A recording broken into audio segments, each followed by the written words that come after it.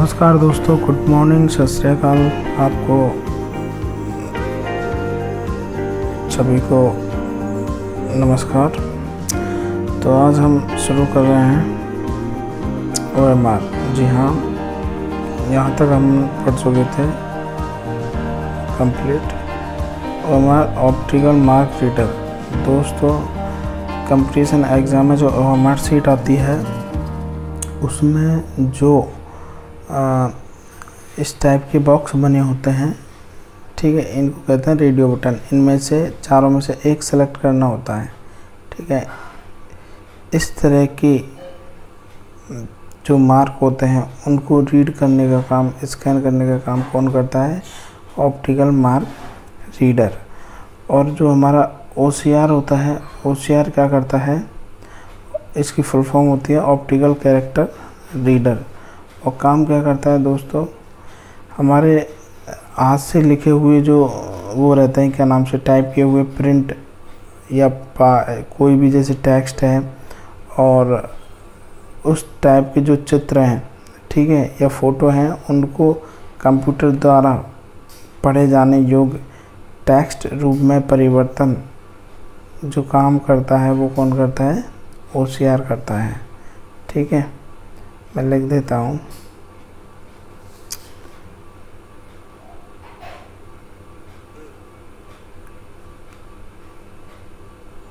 Text,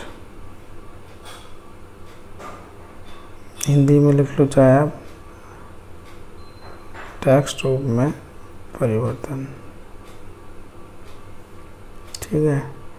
और अगर हम इसको कहें कि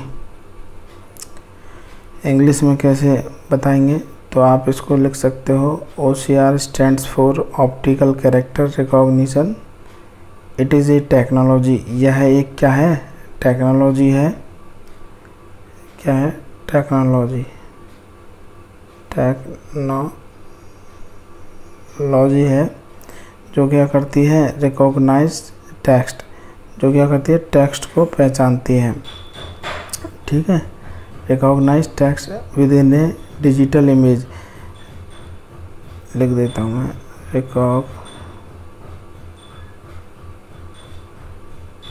recognise text within digital image. OCR जो होता है वो टेक्स्ट को पहचानता है डिजिटल इमेज की तरह, ठीक है। It is commonly use to recognise text. यह कॉमनली सामान्यतः क्या करता है? टेक्स्ट को पहचान करने का काम करता है। इन स्कैन डॉक्यूमेंट एंड इमेज। जो डॉक्यूमेंट और इमेज क्या किए गए हैं? स्कैन किए गए हैं, ठीक है। MICR magnetic ink character reader या रिकॉग्निशन।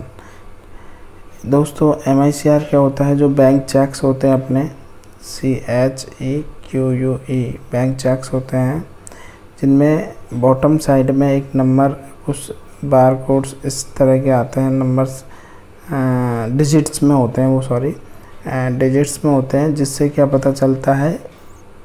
एक चेक की यूनिक प्रेजेंटेशन का पता चलता है कि ये चेक एक ही है सब जगह। मतलब समझो मेरी बात, मैं कहना क्या चाह रहा हूँ कि इस टाइप का चेक जो है, सीरियल नंबर का चेक एक ही है, इसका अगर दूसरा नंबर है तो ये क्या है? डुप्लीकेट है। तो ये यूनिक करता है, आइडेंटिफाई करता है कि डुप्लीकेशन तो नहीं हो रहा है। उस चेक के नीचे जो कोड लिखा रहता है उसको रीड करने का काम क्या करता है? MICR। आप तो ये ध्यान रखो, बस बैंक चेक्स जो होते हैं अपने, ठीक है, उनमें जो कोड लिखा रहता है नीचे की साइड, बॉटम साइड में, उनको रीड करने का काम कौन करता है? MICR, ठीक है। ये OMR हो गया अपना, OCR हो गया, MICR हो गया। अब है COBOL, common business oriented language. दोस्तों, यह लैंग्वेज जो है बिजनेस उपयोग के लिए बनाई गई, बिजनेस यूज़। मैं यहाँ लिख देता हूँ BUSINESS, बिजनेस यूज़, ठीक है।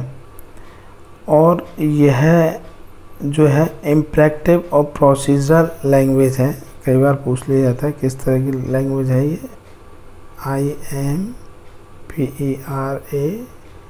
IMPERATIV, इम्परेटिव और प्रोसीजरल, CUTRAL, प्रोसीजरल, ठीक है। और इसका जो कहते हैं डेवलपमेंट जो किया गया था वो 2002 में किया गया था। कौन से सन में किया गया था? 2002 में। और ये ऑब्जेक्ट ओरिएंटेड, ठीक है, ऑब्जेक्ट ओरिएंटेड लैंग्वेज है। और इसको जो डिज़ाइन किया गया था वो डिज़ाइन किया गया था होवार्ड, HOWARD, होवार्ड ब्रूमबर्ग के द्वारा। ये कई बार एग्ज़ाम में पूछ लिया जाता है कि किसके द्वारा ये डिज़ाइन की गई। तो ध्यान रखना दोस्तों, डिज़ाइन जो की गई है होवार्ड ब्रूमबर्ग और नॉर्मैन भी कहीं लिख देता हूँ मैं, यहाँ पे लिख देता हूँ NORMAN, ठीक है। तो ध्यान क्या रखना है, जो डिज़ाइन की गई थी होवार्ड ब्रूमबर्ग एंड नॉर्मैन के द्वारा यह डिज़ाइन की गई, ठीक है। और जो डेवलपर्स हैं इसके कोडासिल और ANSI और ISO हैं, ठीक है। इतना ही ध्यान रखना, एग्ज़ाम में जो पूछा जाएगा ज़्यादातर फुल फॉर्म और डिज़ाइन और डेवलपर, ठीक है। नेक्स्ट क्वेश्चन है आपकी basic. Next basic, beginners all purpose symbolic instruction code. Beginners सबसे पहले दोस्तों, नेक्स्ट अपना जो फुल फॉर्म है वो है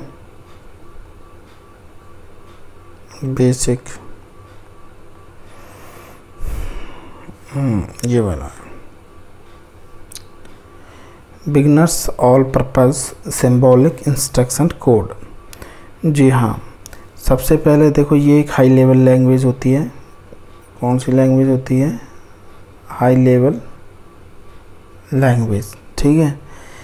ये बिगिनर्स ऑल पर्पस, यह शुरुआत के दिनों में डेवलप की गई थी डार्टमाउथ कॉलेज में, DARTMOUTH।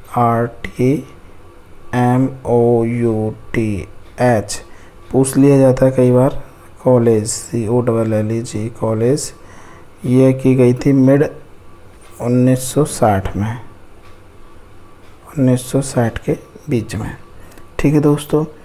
और सबसे बड़ा ध्यान इसमें रखना है, यह एक हाई लेवल लैंग्वेज है। और एक और बात की है किसके द्वारा बनाई गई थी, तो ये बनाई गई थी थॉमस, THO, जो कह सकते हैं लैंग्वेज डिज़ाइनर्स। पूछा जाए एग्ज़ाम में कि बेसिक लैंग्वेज के, बेसिक कंप्यूटर प्रोग्रामिंग लैंग्वेज के डिज़ाइनर्स कौन हैं, तो आप क्या बताओगे? Thomas, THOMAS, Thomas. पूरा लिख देता हूँ, एक सेकेंड, THOMAS, थॉमस,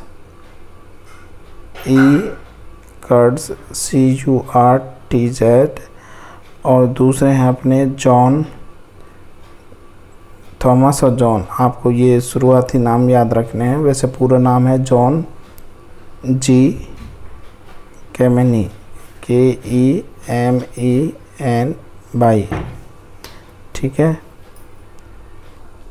हाँ तो दोस्तों, नेक्स्ट क्वेश्चन है अपना डेटाबेस मैनेजमेंट सिस्टम।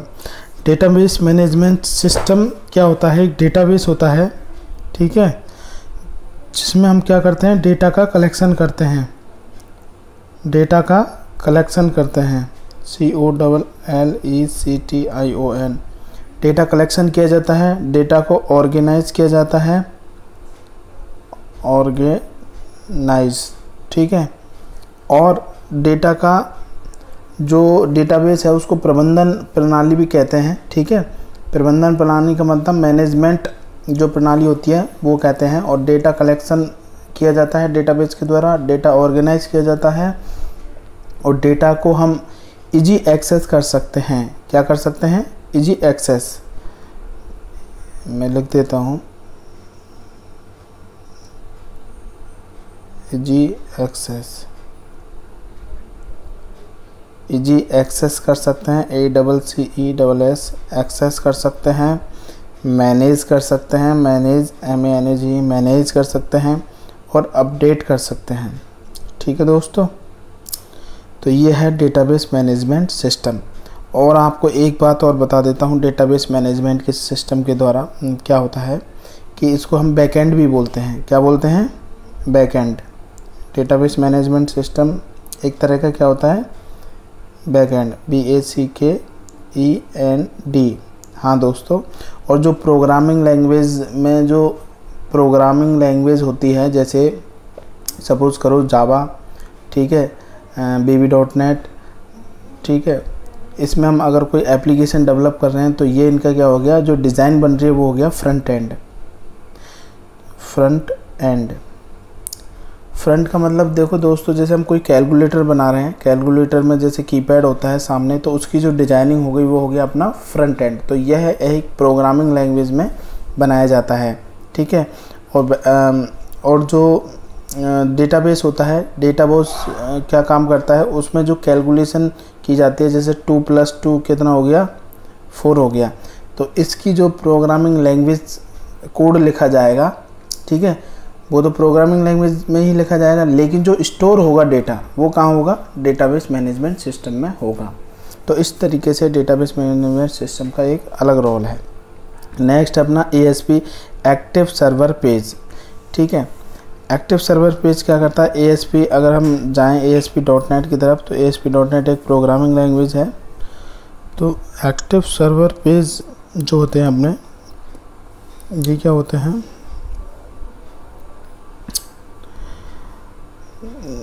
ये होते हैं अपने क्या, सर्वर साइड स्क्रिप्ट इंजन्स जो होता है वो वेब पेजेस के लिए बनाए गए हैं, ठीक है। अभी अपन कहाँ चल रहे थे, अपन देखो पहले तो अपन क्या है, इसको एक बार हिंदी में समझते हैं।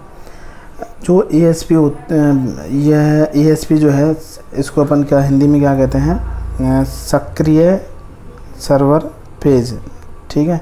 क्योंकि अपने एग्ज़ाम में हिंदी और इंग्लिश दोनों ही आएंगे, इसलिए दोनों तरीके से समझना इसको ज़रूरी है, बहुत ज़रूरी है। ASP को माइक्रोसॉफ्ट द्वारा प्रोग्रामर को गतिशील वेबसाइट बनाने की अनुमति के लिए इसको विकसित किया गया है, ठीक है। गतिशील वेबसाइट, मैं लिख देता हूँ गतिशील वेबसाइट, गतिशील, ठीक है, वेबसाइट, या फिर इसको इंग्लिश में कहेंगे डायनामिक वेबसाइट या वेब पेजेस, ठीक है। वेब पेज और लिख देता हूँ मैं PAGE, ठीक है दोस्तों। यह क्वेश्चन एग्ज़ाम की दृष्टि से इसलिए इम्पोर्टेंट है कि इसमें यही पूछा जाएगा कि या तो फुल फॉर्म पूछा जाएगी कि ASP की फुल फॉर्म क्या होती है, तो ASP की फुल फॉर्म होती है एक्टिव सर्वर पेज। इसका यूज़ क्या होता है? Dynamic web pages. Otherwise Hindi में भाई दोनों ही आंसर्स आएंगे, हिंदी और इंग्लिश आई थिंक, तो आप इसको हिंदी में भी बता सकते हैं कि गतिशील वेबसाइट बनाने के लिए इसका प्रयोग किया जाता है।